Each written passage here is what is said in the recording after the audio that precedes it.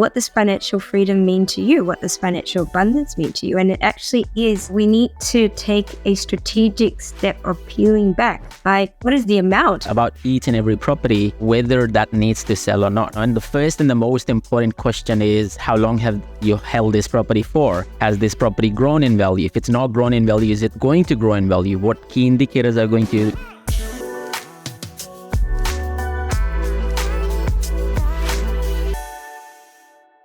Hello and welcome to Helpmebuy Property Podcast. Today we are going to talk about questions that an investor should ask themselves when buying the next investment property. Now, before we get into the topic and talk about everything in relation to these questions, drum rolls, let's introduce the co-host, the great Miss Cheryl. Cheryl, how are you today? I am amazing. Crack as well. I can hear it. I think it. I am incredible, Moss.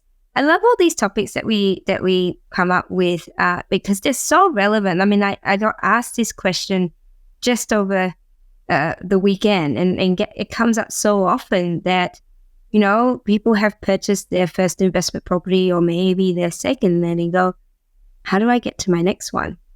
Like, and, you know, maybe they fluked getting some equity in their first property and they're going, ooh, what's next, right? So that's what we're going to be talking about today, is how do we progressively build that portfolio and what to consider. And typically that's the thing, right? I mean, people who have done well, they don't know why it went well. And so they're like, okay, how do I replicate this, right? And so I have this thinking in my head that, you know, while Australia has this massive love for property investing, you know, when you look at the data, it's only like 2% of the property investors who actually get to the top of the property investment ladder. And so not everyone knows, like majority of the times when I speak to clients, either they are struggling to hold one or two properties, or they'll buy their principal place of residence and that's the end of it, right? And they'll consider that as a retirement fund. And so there needs to be a list of questions that they need to ask every time they are going to go out there and make an investment decision so that the property portfolio can be sustainable and scalable in a much more structured fashion.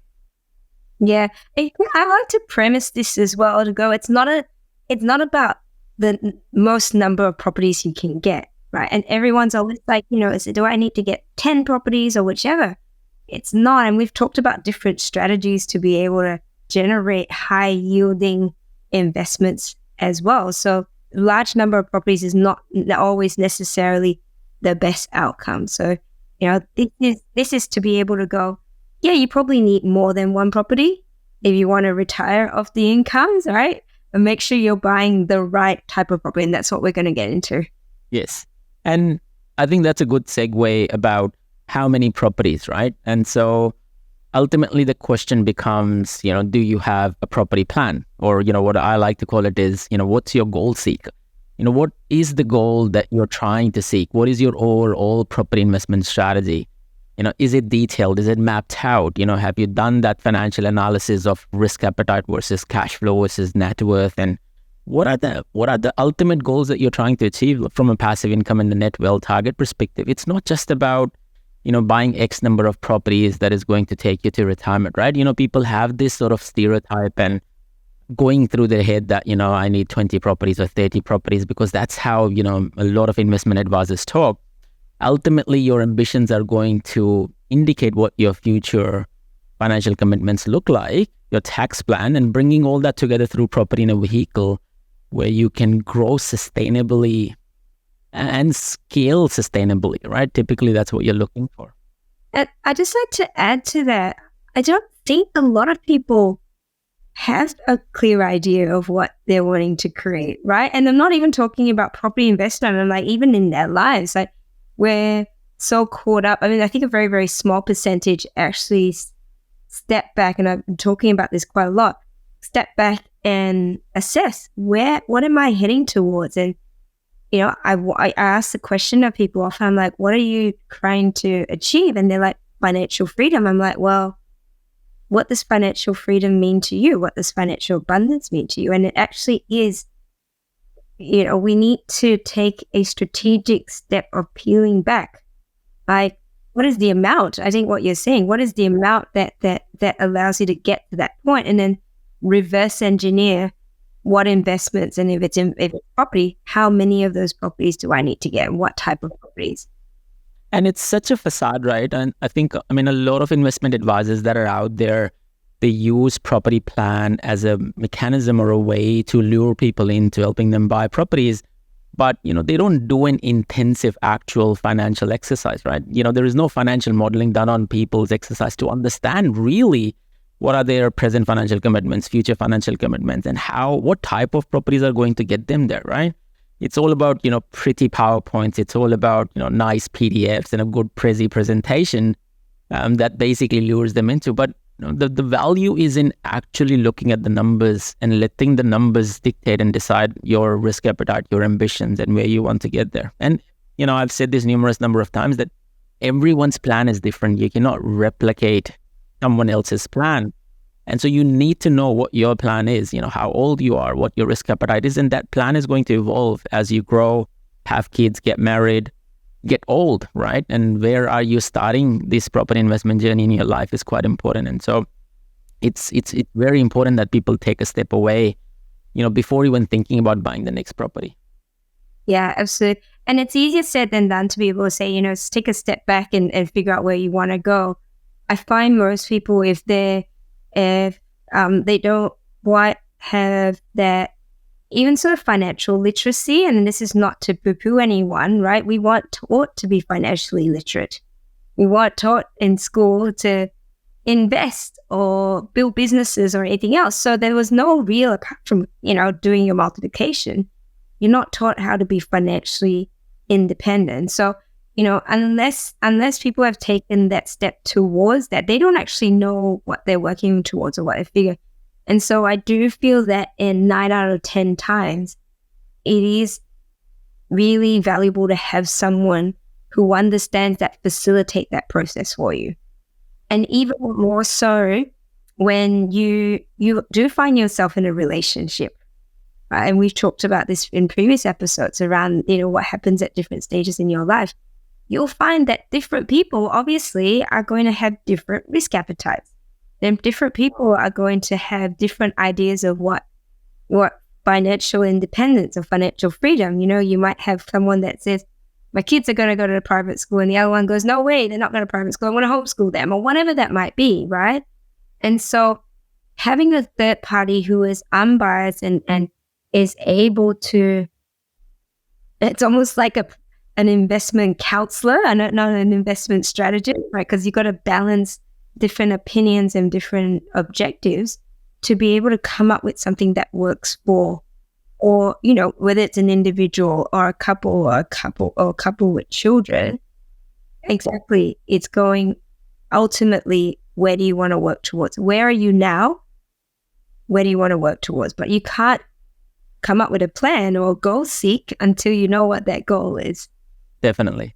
And exactly to your point, I think, people don't realize that service is available. We provide that service to a lot of our clients on a day-to-day basis. But ultimately, if you don't have a plan in place, you're shooting in the dark, right? You don't know, you're following the FOMO, you're following the herd. Basically, that's what you're doing, right? I have this perfect analogy that one of my mentors used.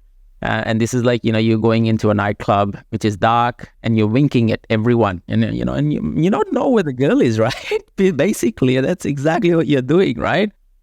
Because you don't know what you don't know. You might... Whoever catches your wink, boss, whatever gender that is. Yes, correct. And so I think it's a very cool analogy, to understand why a property strategy is quite important. And so following that wealth creation matrix comes in quite handy. If we take the next step, it's also about understanding where does your portfolio sits right now. And so of course, as a part of the property plan, you should do that. You should assess where your property portfolio sits. But a lot of people fall into this policy of holding properties forever, fingers crossed, hoping to the gods of property that the property is going to grow, right? And so ultimately, the next step in, asking these questions to you is, does my portfolio needs to change? Does it needs any remedy? Does it need anything different? What is my portfolio needs right now is a very important question. Yeah, this is incredibly important. I feel, I do see that there's a camp for holding property forever, right? And then there is another camp which is a bit more transactional. Which camp are you in? Look, I think every property has its own way of telling. Like there are key indicators that would tell you how long do you need to hold property for. I always treat property as another investment class, right? And so the transactional nature of property investing may be different to shares, because you buy and sell shares with the time frame of a day or two or a month. Cryptos is minutes and hours, right? Property might be 6 or 7 or 8 years. And so if you've got that 70, 80% growth in the first 6, 7 years, why don't you sell and basically move on and do it again, right? Ultimately, how fast you want to grow your property portfolio depends on that, right? But you don't have to do it forever. I think if you have a good 7 to 8 year run in your property portfolio, making the right decisions, even wrong decisions, but identifying the wrong decisions and correcting it quickly, you would get to where you want to get to. A lot of people fail because they make a mistake and they wait for that mistake to correct automatically. And so they don't really treat their property as a business or the property journey as a business. They treat this truly as a passive income. And so, like any other business owner, you find a person who is non-performing, you're not going to wait for them to, one day wake up in the morning and have this sort of dawning on them that they are going to be the high performer in the team, right? Property is exactly that. It's not performing. You move on, cut your losses, move on. What are some of the key things to look out for when it's a red flag about your portfolio needing to be corrected? Look, typically, and we've done this episode, previously, I think we talked about this property portfolio fixer, and it's sitting on my website as well, that asks you structured questions as to, okay, about each and every property, whether that needs to sell or not, and the first and the most important question is, how long have you held this property for? Has this property grown in value? If it's not grown in value, is it going to grow in value? What key indicators are you going to look at to give you that confidence that it's going to grow in value? If it's not going to grow in value, can you sell it without causing any losses to you and come out of it? If you can't sell it as is, can you create an exit strategy for yourself? Could you, change the configuration, do a subdivision or something along the lines, to uplift the value to give you a clean exit? What does that look like over the next 6 months, 12 months? What is the opportunity cost at that price point? If you're holding $1 million property that's not grown in value because, it's next to train lines and power lines with the big, massive easement running through the property, what is the benefit of you holding this property? How much are you losing as an opportunity cost? And so all of these questions are very structured questions. And so when I talk about that property portfolio fixer, that basically gives you a single snapshot that these questions you should ask about every property every time you're going to buy the next property for the property portfolio that you have. And that would give you a really clear direction whether this property is going to give you the benefit that you really want in your investment property life cycle, or you should just move away and cut your losses and onto something else. Yeah, and I know we did that years ago when we first bought negative geared property. It was so cool at the time, and one of the negative geared properties was in a 1-bedroom studio, and I went, I don't think it's going to perform very well. Yeah, with it increased a little bit. We got some income out of it, but we found that there were more apartments being built. It was getting older. We got a strata and things like that. So that for me was a clear indicator that that property needed to be disposed of, and it allowed us to go into other things. So I don't necessarily think that you need to hold property all the time, but I do think that you should assess and make all the right sort of checks to see if are there different ways to increase the yield? Are there different ways to so that you can hold on to it and take advantage of any equity increase? But yes, you need to be able to assess that. The important thing also is that when you're thinking about your property plan, right, your property portfolio is not going to always require growth. If you're 55-year-old, you don't care about growth, right? You're like, who cares? Or you're 60 years old, you don't care about growth. You'll be like, well, if I'm going to wait another 10 years, I'll probably die, right? Touch wood, God forbid. And so the thinking mechanism changes, like people, and I'm not trying to be negative here. I'm trying to, take a very extreme position around this, but, naturally people favor different things at different times, right? So when I'm young, I'll be focused more on growth because I want to scale my property portfolio. I'm making enough money. I don't care about saving. I'm going to reinvest continuously. And so I'm going to take more risks. As you mature, you have a family in place, your money going out because of the outlays in relation to expenses, you would favor more towards, cash coming back into your property portfolio, but you still want that growth. And so that balance needs to be there. As you grow towards your maturity or towards retirement, you start focusing more on, cash flow coming back. You're like, well, net wealth is great, but, I'm not going to really, this is me now talking about generational wealth, right? I'm not going to use this. If I have a $10 million portfolio that only generates $50,000 in net income, then what good is it doing me, right? Who's going to enjoy it? It will be your children that sell the property. Yeah. And so ultimately, that's why one of the reasons it's not just about, correcting or remediating your property portfolio. It's also about thinking, how is your portfolio, is your property portfolio progressive enough? Is it moving in the right direction together with your life choices as well? And so that's why asking these questions every time you're going to go out and buy a new property is quite important. Yeah. And how often have we heard, particularly, retirees say they are asset rich and cash poor? Yeah. I mean, 100%. And you look at all of these tests that the government has, right? All of these are asset tests. They're not yes, there are some of them are income tests as well, but they penalize you to have more assets in place. They want you to create more passive income for yourself. And so it's an interesting dilemma. And so you should always think about, okay, what does my portfolio need to change, or does it need to remediate? The next one in line would probably be having your A team in place, or if you don't have an A team in place, making sure that you speak to or organize that, the A team. And I know we've talked about what does A team means in previous episodes, but, what do you think? Like, I would usually, if I talk about myself, my first point of call is usually my finance broker, right? And I'll be like, oh, I'm an accountant and broker. Tell me what I can afford, what I can buy. And then the property investment advisor, talking about the property portfolio in general.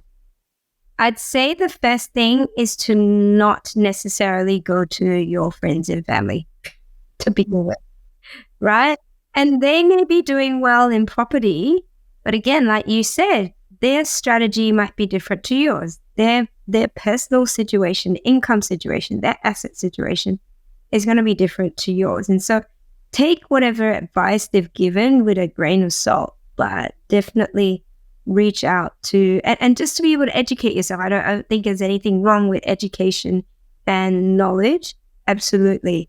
But be able to go, right, who, professionally, and your broker, and a good finance broker, not someone who just says, I'll find you the cheapest rate, someone who's strategic, because you actually want them to say to you, where are you trying to get to, so that I can ensure that I give you a strategy from a finance point of view to get there as well. So everyone that you organize in your A team, you want them to be like your finance team, right? Your finance and wealth team. Each of them, well, that's how I know that they're good, is when they say, Cheryl, before we get there, I want to know where you're trying to head towards. I want to know what you're trying to achieve. That's when I know they can help me work backwards. And particularly if the broker and the accountant know each other well, they really then understand your financial position and what can be done to help you accelerate that and give you a strategy. And we'll say the word strategy a lot because it is. It's a strategy. It's a plan. And there's nothing wrong in putting your hand up and saying, I need help, right? And there is a very famous proverb where it says, the the biggest lives are built on the shoulders of the giants, right? And so typically, if someone has achieved what you want to achieve, then typically that is the person that you should be listening to in the first place as to, okay, how did you get there? What did you do? How can I be like this? And so if the broker does it, the accountant does it, you have a good property advisor, conveyancer, property manager, building and pest inspector, everyone should be on your A team so that you know as to, okay, these are my go-to people as soon as, I hit the ball running, or, as soon as I hit the ground running in relation to making these, decision points. Yeah. And once you've got this team, this is the question we get asked all the time, right? This is the golden question. Where do I buy? Yes.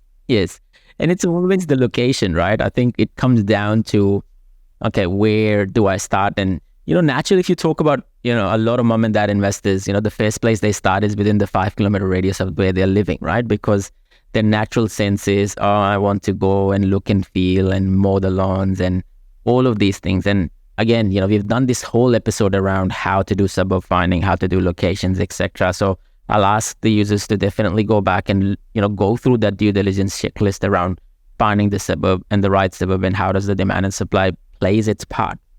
But typically, if you think about this in a much more logical sense, even while keeping the data aside, a lot of these should be you focusing on the neighborhood. Ultimately, what you're trying to find is areas where people want to live, areas where, people are dying to live, because that is what's going to grow up in value, because people would be emotionally invested in these areas, right?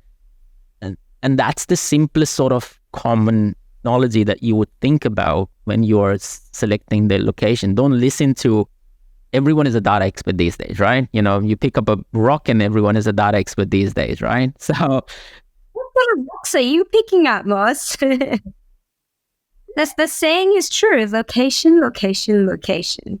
And one of the things that typically drive people to move to places, what do they look out for? Transport, amenities, hospitals, schools. And if there's new infrastructure, there's infrastructure for it. So those are the main things. So if you were to go sort of look at a map and be able to go, let's just circle the places that has at least 4 or 5 of these things, right? And if you were to track how they've grown over the past decade or so, you'll probably find people want to be close to transport. They want to be fairly close to university, not right next door, but close. The biggest problem that the investors face is that, one, they are not ready to put in the hard yards in finding these locations, right? And so the easiest possible way for them is to look around and see where some of these analogies fit. And of course, that's outside the bounds of their price point, because, the yields are quite low and the prices have already gone up. And that's where they start making a lot of these, decisions around, okay, I'm going to buy in a growth corridor, which is yet to come up. And, I'm going to book a land there and build there in 4 or 5 years' time. And, they fall through those cracks of making these, terrible mistakes. You have to put in the hard yards in finding the right location, especially if you're going to do stateless investing. I'm not saying borderless, but stateless investing. You're going outside the state and basically, investing in, different states. And so those hard yards needs to be there, and you need to find those right locations in place.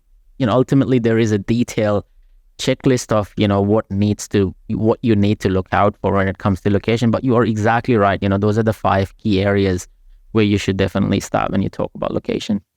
And I know that we've addressed this in a fair bit of detail, but if there are so many places to pick from in Australia, absolutely. The point is to not get so paralyzed with analysis of things as well.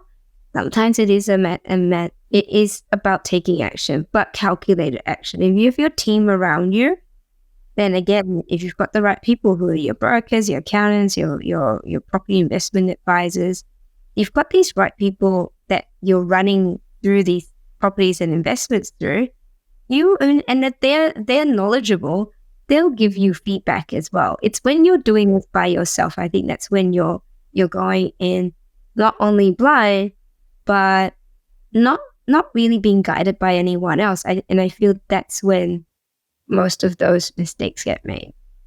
Definitely. And naturally, the next question becomes what type of property to acquire, right?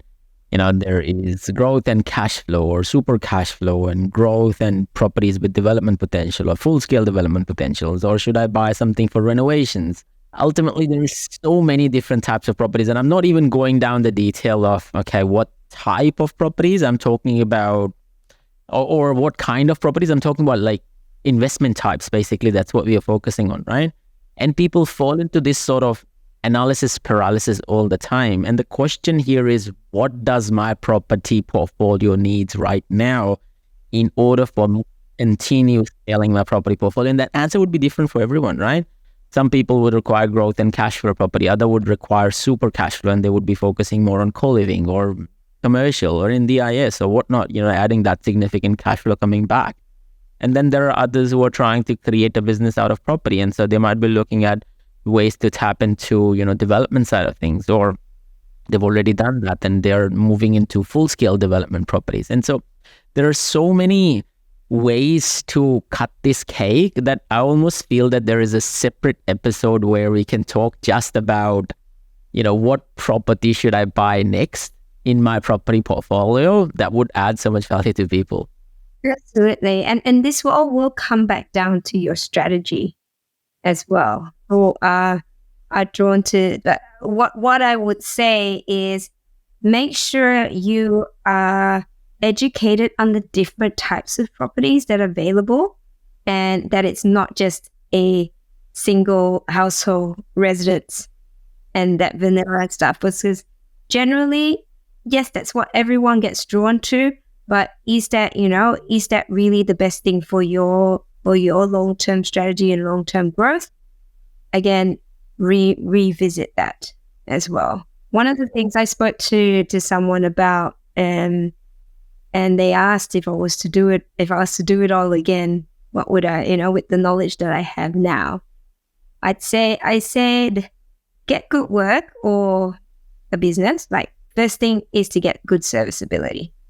Work on serviceability, earn as much as you can, invest in high yielding properties that allow you to then, well, for me, it was to be able to do my own business. So it was really invest in high yielding properties, then branch into then development as well. But the high yielding properties, whether you're working or you had the income from high yielding properties, is going to be able to provide you the buffer. But when you go into development, as we talked about this before, development, when you start out, payday is months, sometimes years apart. So it's things like that where, like I said, in hindsight, well, with just more knowledge now, I would have done things differently. So, you listening, our listeners listening to podcasts like this, educating themselves allows them to leverage off experience that's over 10, 20, I'm only 25, 10, 20, maybe 30 years of experience from other people that have gone through all the mistakes and the learning, and be able to go, if I did it all again, what would I have done differently? Definitely. And I think that's a good segue, right? Ultimately, if you know what type of properties that you're going to buy, the most important question that you're going to ask yourself is what price point. And so you've spoken to your broker, you've identified what sort of property or what sort of property is required by your property portfolio. What price point? Identifying the price point is one of the key things, right?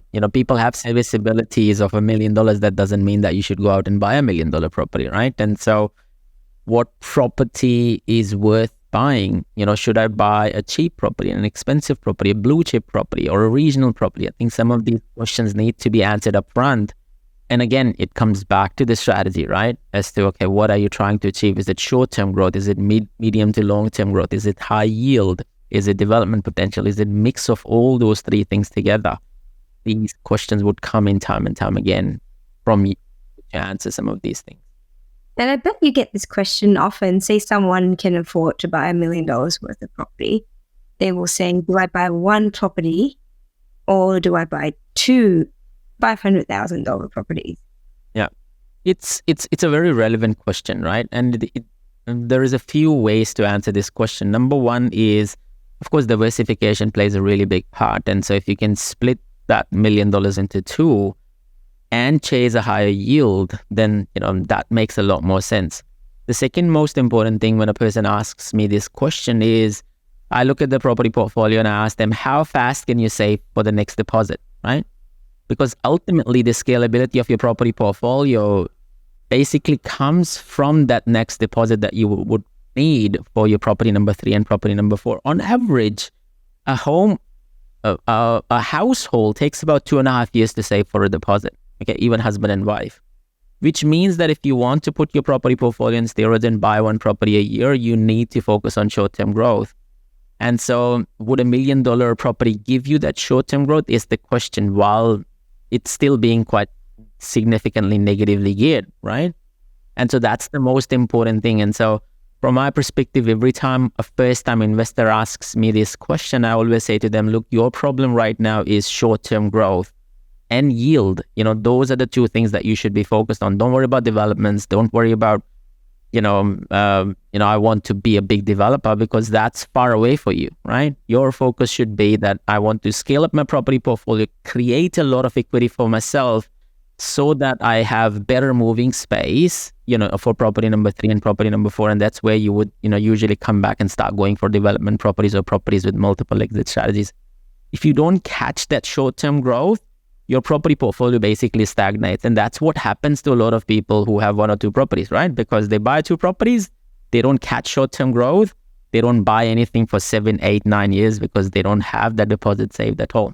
And so it's an interesting cycle to think about as to, okay, are you going to chase cash flows at the start, or are you going to chase short-term growth and a cash flow that is enough to basically keep your portfolio sustainable, okay? There is this massive talks about you should always buy a positively geared property, right? Everyone talks about cash flow positive property, right? And so you should never buy a negatively geared property. And my question to them always is that, does that mean that you should never buy something in Melbourne and Sydney, right? Because everything you touch in Melbourne and Sydney is typically negatively geared. The idea is not that you don't buy a negatively geared property. The idea typically is that you should be okay buying a negatively geared property, provided that your overall portfolio is still sustainable and is still net positive. Right? Basically, that's the mentality and that's the mindset. Of course, every development property that you're going to touch would be a negatively geared property because there is not enough income. And yes, there would be ways for you to convert it into a positively geared property. But, there would be a short span of time, maybe 12 months, 24 months, 36 months, where this property is going to cost you money to hold. And so how do you have that bigger lens and a bigger picture where you still add negatively geared properties in your property portfolio, especially in a blue chip suburb, so that you can come back to these properties and develop them, etc., in the future, while still keeping your overall portfolio quite sustainable and so quite consistent? Yeah, absolutely. So it is, again, going where this and doing the numbers around that, right? You need to understand the numbers, and you need to understand the growth patterns and the income patterns. So doing almost like a profit and loss, and charting out where your assets are. 100%. If you have a spreadsheet, there's lots of calculators out there that can help you do that. Assess it, really assess, from a growth perspective and from an income perspective, is this property actually performing?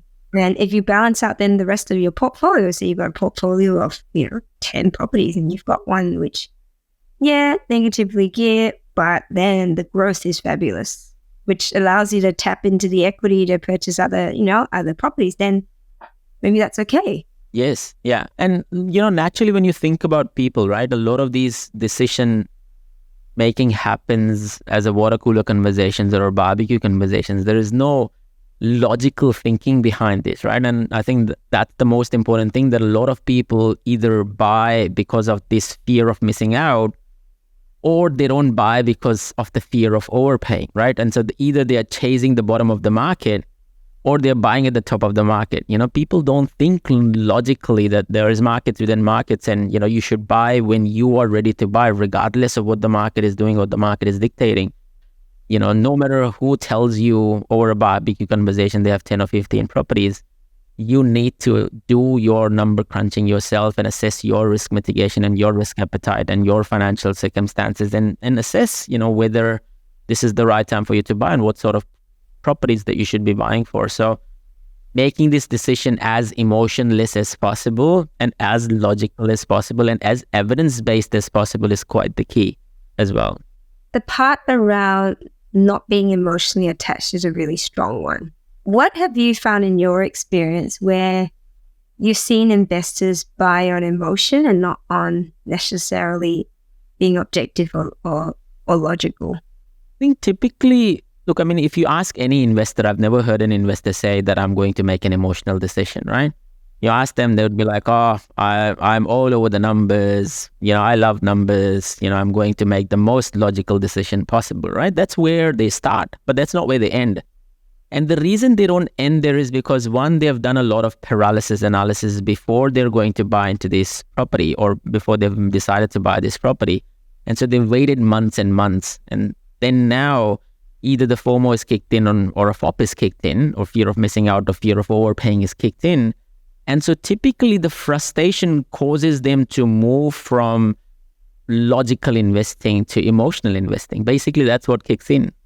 And so they don't even realize that they've made an emotional decision after they have made that decision that, oh, okay, I was so frustrated that I was like, I just wanted to end this, And so typically that's what happens. Every time that I see people making the decisions, I never see an investor saying, oh, I'm going to go out and make a very emotional decision of buying an investment property. It's the frustration that basically kicks in and causes them to make these decisions. And so what are some really good strategies for someone to be able to ensure that they're assessing that level of emotion or objectivity? Like what are some really helpful tools that they can use to check themselves?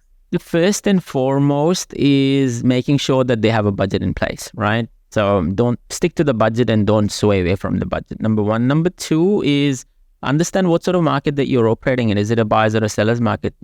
Cheap is not always good. You need to pay a fair price for the property. Yes, there's ways to negotiate the property down, and that's what buyer's agent or specialist negotiators would do. But if you don't have that skill set, hire that skill set, right?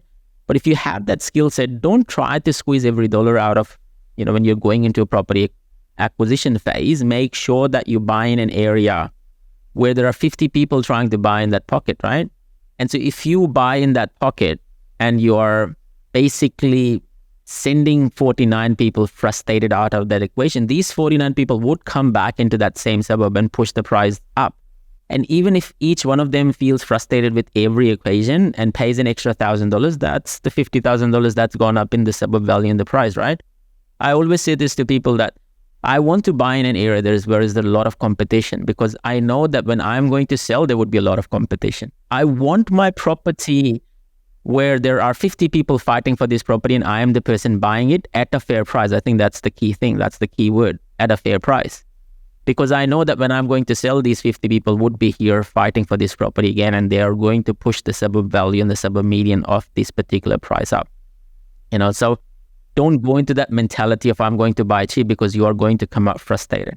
Fix your, set up your budgets, know your due diligence process, have a checklist in place, do a checklist, tick, tick, tick, and then make a reasonable checklist, right? And so don't go with the $500,000 budget buying in Darlinghurst or Toorak or Brighton, right? That's just silliness, right? Don't try doing that. It just doesn't make any sense.